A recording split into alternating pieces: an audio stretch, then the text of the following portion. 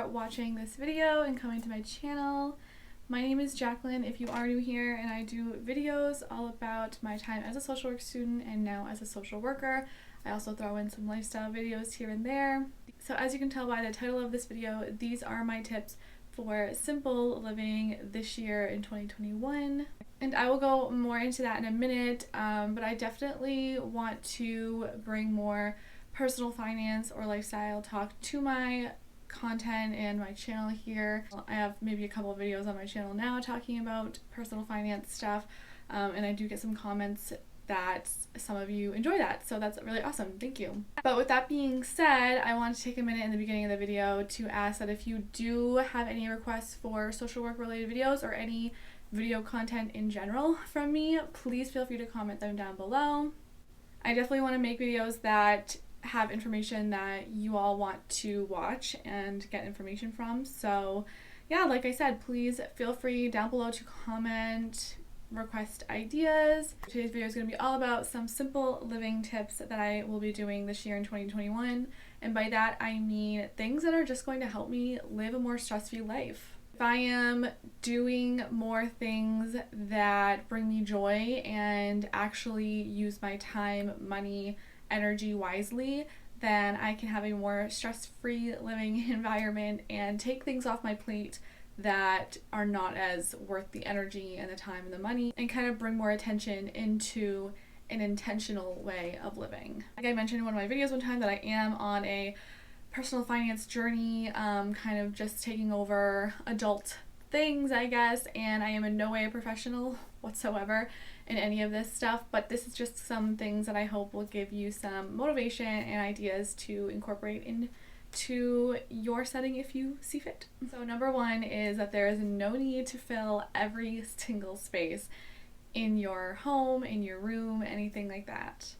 I am a firm believer that a clear space can lead to a clearer mind. I learned over the years of reading self-development type of books and personal finance books and things like that, that just because you have a space that you can put something on does not mean you necessarily have to do that. Or just because you have an end table doesn't mean you have to put anything on it, or it could just be a lamp. It doesn't have to be flowers, a lamp, this and a that. So just really staying cognizant of the things that I want to bring into my space, and I actually love them, and I'm not just bringing them in to fill a space that doesn't need to be filled. I also found that in my experience with doing this, that it is way easier to maintain the space if it is clearer and cleaner and has less stuff.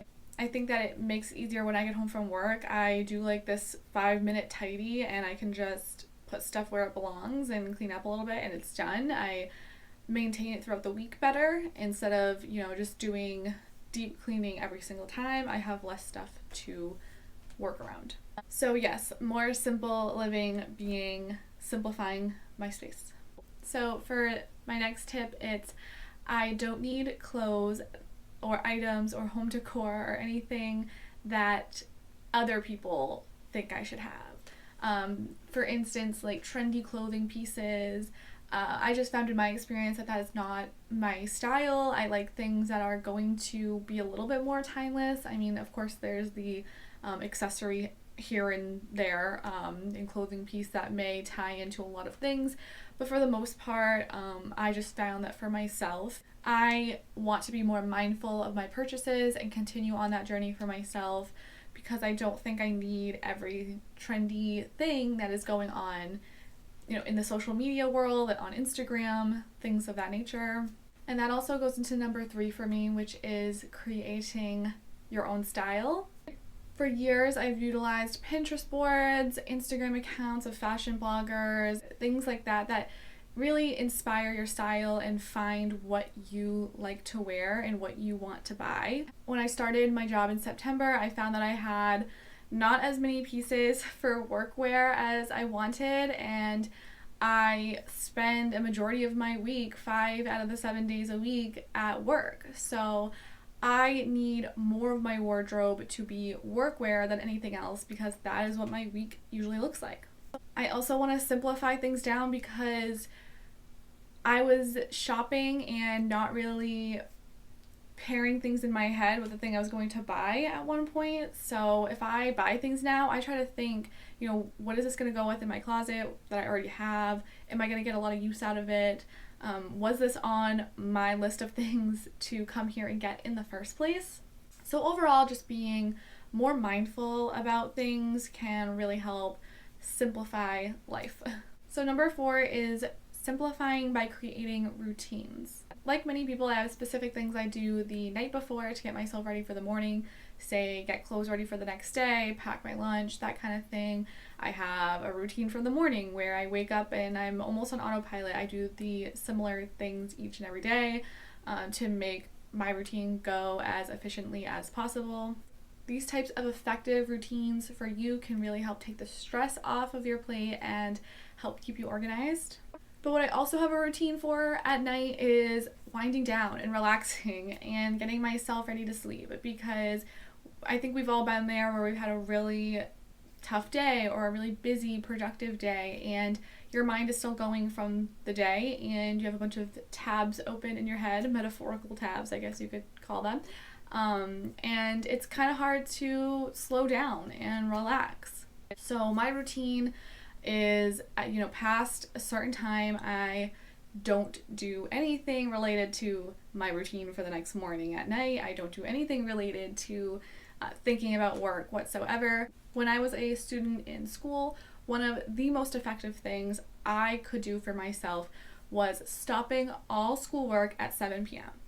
Past 7 p.m., I did not work. There was a time before where I was just doing work all night, and then by the time my head hit the pillow, I was just really stressed. I didn't have a good sleep. It wasn't a restful sleep. So I started quitting everything at 7 p.m. and I would have dinner, I'd watch my show, I'd talk to my fiance, whatever the case is. It did not have anything to do with work or anything that could be potentially stressful.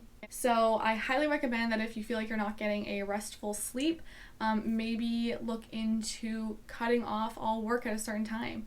And I know, especially as a college student, I was there, it's kind of hard if you have a lot of deadlines and a lot of assignments and things to do. It can be hard to just stop working when you have time to do it, right?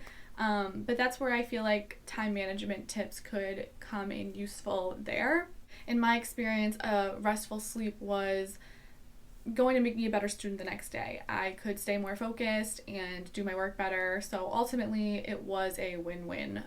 And that tip can go into the next one as well. For 2021, I am limiting social media use.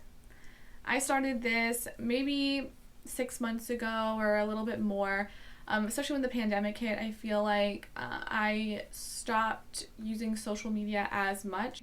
All that time off during the pandemic, although I had school that I was doing at the time and studying for my LCSW and things like that, it did allow me more time to scroll through social media during my day. I really cut back on that because it was just a lot going on in the world. I chose when I wanted to get the news and when I wanted to read the news and when I wanted to choose what reputable and reliable source to go to get information. So it really, really helped stress in my life, and I wasn't as tempted to buy things that weren't intentional and on my list. I was maybe less influenced to buy things, so that's also a plus to limiting social media use. I think I was on autopilot for so long, just waking up, checking things, looking at the internet, whatever it is, and now I do not touch my phone in the morning unless it is to shut off my alarm, and then I get up and I go downstairs, I make breakfast, coffee, I do everything, I brush my teeth, and then once I get all that stuff out of the way, then I will come up and look at my phone, whatever it is, because I have noticed such a huge difference in just the simple act of not touching my phone as soon as I wake up and not scrolling through anything. Although all of this stuff is a work in progress, it has made a difference for me. And I will be continuing that in 2021. And the last thing I will be doing for simple living this year is budgeting. Ever since getting my first postmaster's job this year, I have really buckled down and been playing around and experimenting with different budgets that fit my life. I read a lot of personal finance books. I watch a lot of personal finance YouTubers and webinars and things of that nature. I really would rather put my time more towards that than scrolling on social medias these days. I have utilized these sources around me, and now I definitely plan, for the last few years and continuing on this year, I will be continuing to find the budget that works for me. I have come such a long way, and I truly have improved my relationship with money and spending and made a lot of progress in that area, and I am still continuing to do so. So that completes today's video of all the things that I will be doing in 2021 to continue simplifying my life. If you would like to see more content from me, please check out my channel with my other videos and subscribe for new ones. I hope you enjoyed this video, maybe got some motivation, tips, new information, that kind of thing. Just enjoyed it. And if you have any questions, feel free to ask them in the comments. And if you have any requests, like I had said in the beginning, please feel free to comment those as well. I hope you all have a great day, and I will see you in my next video. Bye!